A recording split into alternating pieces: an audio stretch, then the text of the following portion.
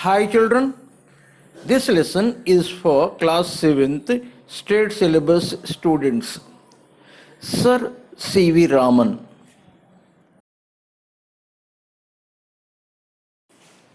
Sir Chandrasekhar Venkata Raman was an Indian physicist who made groundbreaking works in the field of light scattering. With his student K.S. Krishnan, he discovered that when light traverses a transparent material, some of the deflected light change wavelength and amplitude. Raman has been honored with a large number of honorary doctorates and memberships of scientific societies. He was elected a Fellow of the Royal Society early in his career, that is 1924, and was knighted in 1929. On the busy Bowbazar street in Calcutta, there was an old building. It was the headquarters of the Indian Association for Cultivation of Science. In December, on a fine evening in 1927, there was much excitement in one of its laboratories. Chandrasekhar Venkata Raman was showing a visitor some of his instruments when a young man, K.S. Krishnan, rushed in and announced, Professor Compton has won the Nobel Prize. In Calcutta, the capital of West Bengal, Bowbazar is a very busy street, and in that street there located the headquarters of Indian Association for Cultivation of Science. Cultivation means what? Here it is not cultivating any land or crop. Cultivating means what here? Promotion. That means promoting sciences. The association that promotes sciences.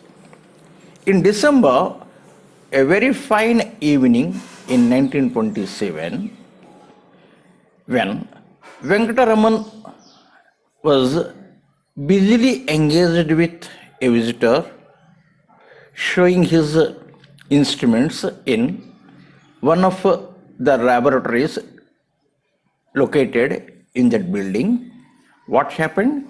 A young man, K.S. Krishnan. Who is this K.S. Krishnan? Raman's student, came in and announced that Professor Compton has won the Nobel Prize. I think you know the meaning of a Nobel Prize.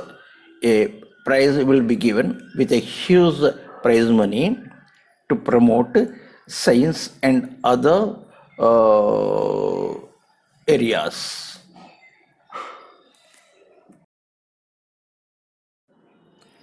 Raman was equally delighted. Excellent news, he said, smiling at the visitor, and then he was lost in thought. But look here, Krishnan, he said, turning to the young man, if this Compton effect is true of X-rays, it must be true of light too. A few years earlier, A.H. Compton had shown that the nature of X-rays changes when passed through matter. The change was dependent on the kind of matter. This effect was called the Compton effect. So, when that news was given, what was the news? The news of Compton winning the Nobel Prize. Raman also felt very happy, thrilled. Why? What is the reason? The reason is very simple. The area on which he was researching, on that area only that person got a Nobel Prize. So he felt very happy and said that it was an excellent news. And immediately after that, he lost himself in thoughts. That means he went into deep thinking.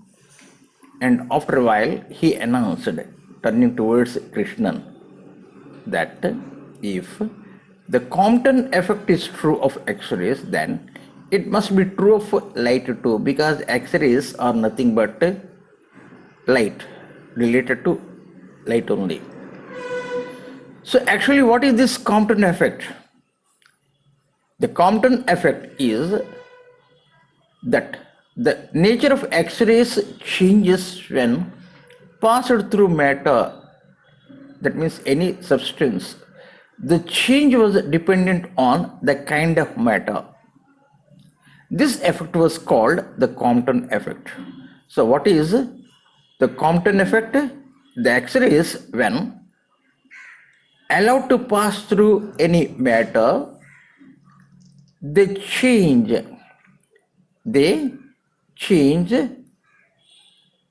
their, that means some change will be observed in their behavior. That is called Compton effect. Could light also change its nature when passed through a transparent medium? That was the question that Raman asked himself. For 5 years, he had been doing research in optics, the science of light. No sophisticated equipment was available in his laboratory, but Raman was confident that he could find the answer with some modifications in his equipment. 4 months later, on March 16, 1928, Raman announced his discovery of new radiation, describing the behavior of a beam of light passing through a liquid chemical to an assembly of scientists at Bangalore. Now it is called Bengaluru. So now a question started bothering him very seriously. What was that question? Could light also change its nature when passed through a transparent medium? Transparent means what? See-through. That means such materials through which you can see what is there on other side. So that question was bothering him, because it is true for X-rays. Will it be true for light also? That was the question that Raman asked himself. For 5 years, he had been doing research in optics. So, optics means what? It is a branch of physics that studies the behavior and properties of light. So he was doing his research on optics. So 5 years he was busily engaged in his research. But here one thing we should remember, what is that? He didn't have any sophisticated equipment. Sophisticated means what? Costlier or complicated instruments. He has very simple instruments only available in his laboratory. But still, his confidence gave him boost, energy, whatever he needed. And he found the answer after having some modifications in the instruments or equipment what he had. So what happened? After 4 months, on March 16, 1928, Raman announced his discovery of new radiation. Radiation means what? Describing the behavior of a beam of light passing through a liquid chemical. That means light is allowed to pass through a liquid chemical. Then he observed some changes in the nature of the light. He announced this in front of an assembly of scientists at Bengaluru.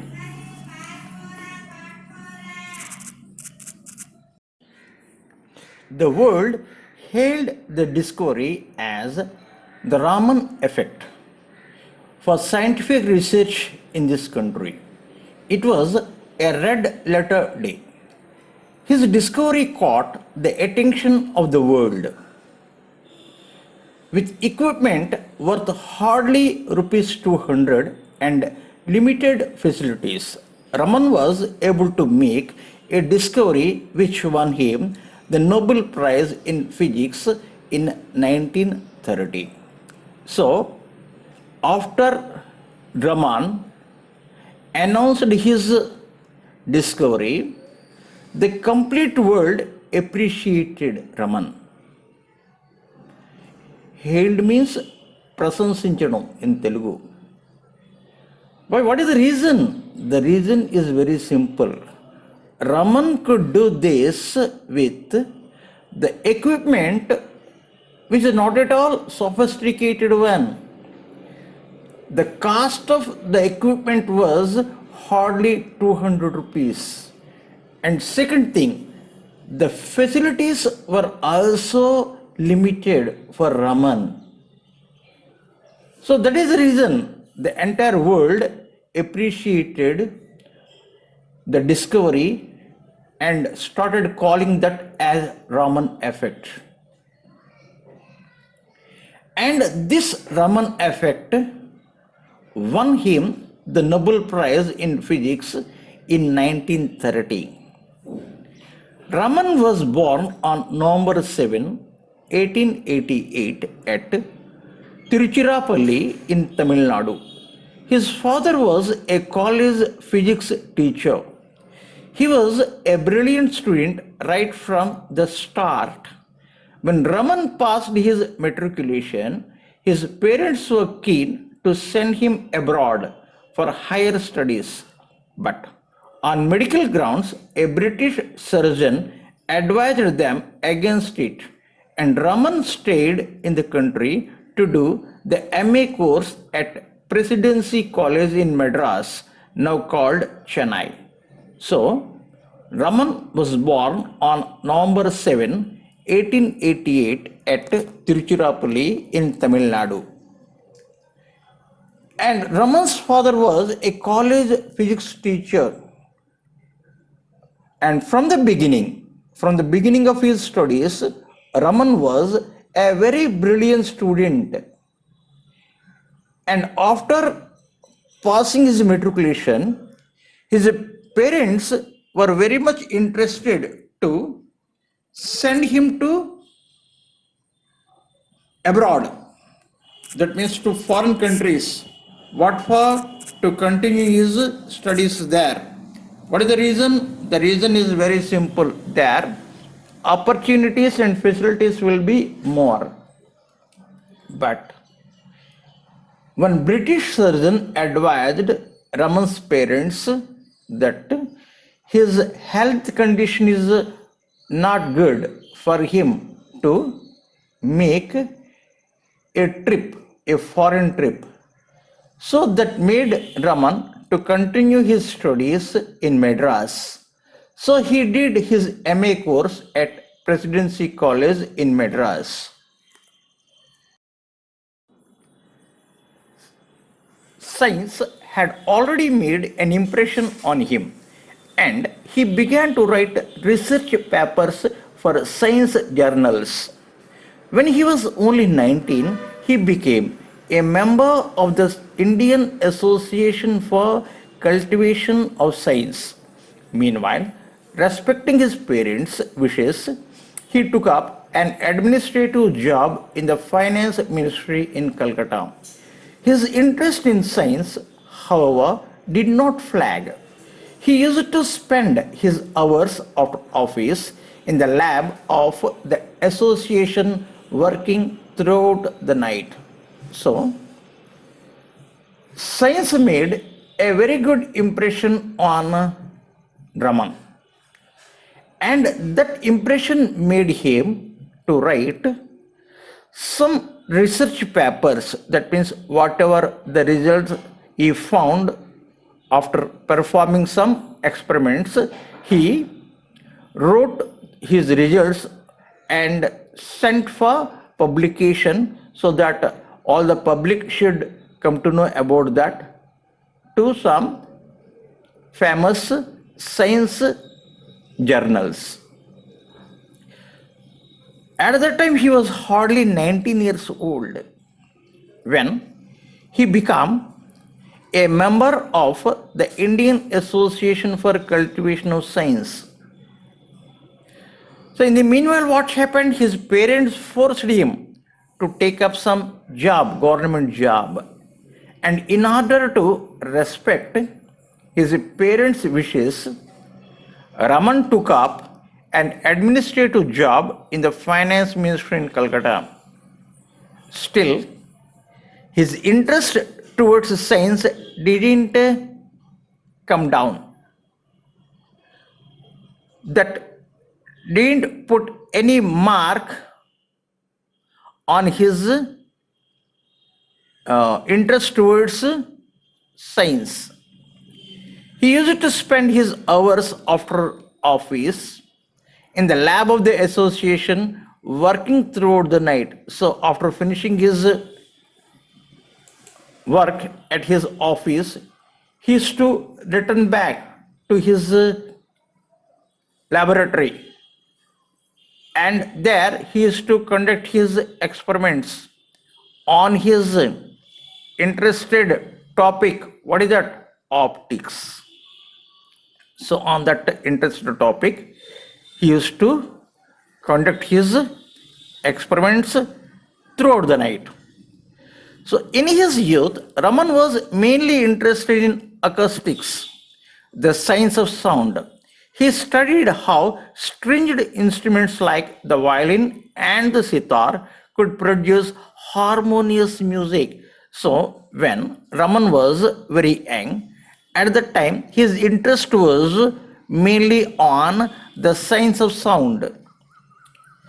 And he started studying how the stringed instruments like violin, sitar, veena, and other things produce harmonious music. Harmonious means what? Pleasant music. He was elected to the Royal Society of London in 1924, and the British government made him a Knight of the British Empire in 1929. It was a high honor for any great scientist. His advice to young scientists was to look at the world around them and not to confine themselves to their laboratories. The essence of science, he said, is independent thinking and hard work, not equipment. So he was elected to the Royal Society of London in 1924, which was a great honor for him. And not only that, British government had awarded him a title Sir. Knight means what? A man given a rank of honor by a British king or queen because of his special achievements, and who was the right to be called Sir. So that Sir honor was given to him. So from that day onwards, people started calling him Sir C.V. Raman. It was a high honor for any great scientist. His advice to young scientists was to look at the world around them. So he advises all the students, youngsters, not to confine themselves into four walls, to come out of that frame and to look at the world And he said the essence of science is independent thinking and hard work and not equipment. You should not think that if you have some costlier equipment, then only you can research something and you can discover something. Equipment doesn't have any importance for achieving great things. This thing he advised to the young scientists, those who are yet to enter in the field of scientific discoveries. C.V. Raman was the first Indian scholar who studied wholly in India and received the Nobel Prize. He was the first Asian and the first non-white to win such a great award in science. He passed away in 1970 on November 21, but his memories are with us. February 28, the day on which he discovered the Raman effect, is celebrated as National Science Day to commemorate his remarkable achievement in science. So, C.V. Raman is a very good example. It is a very good example to say that the environment doesn't play any role for one's success. C.V. Raman studied in Indian schools completely. His education was carried completely in India only. Still, he could make some discoveries to enable him to receive the Nobel Prize. And he was the first Asian and the first non-white to win such a great award in science. So, his achievement was a remarkable one. And C.V. Raman left this world in 1970, November 21, but still his memories are with us. On every February 28, we celebrate Science Day to honor his remarkable achievement in science. What is that remarkable achievement? Achieving Nobel Prize with minimum facilities. That is the remarkable achievement. First Asian to achieve the Nobel Prize. First non-white to achieve that honor. So in order to remember that, we celebrate every February 28 as a Science Day to honor this great personality, Sir C.V. Raman. Thank you for watching the presentation.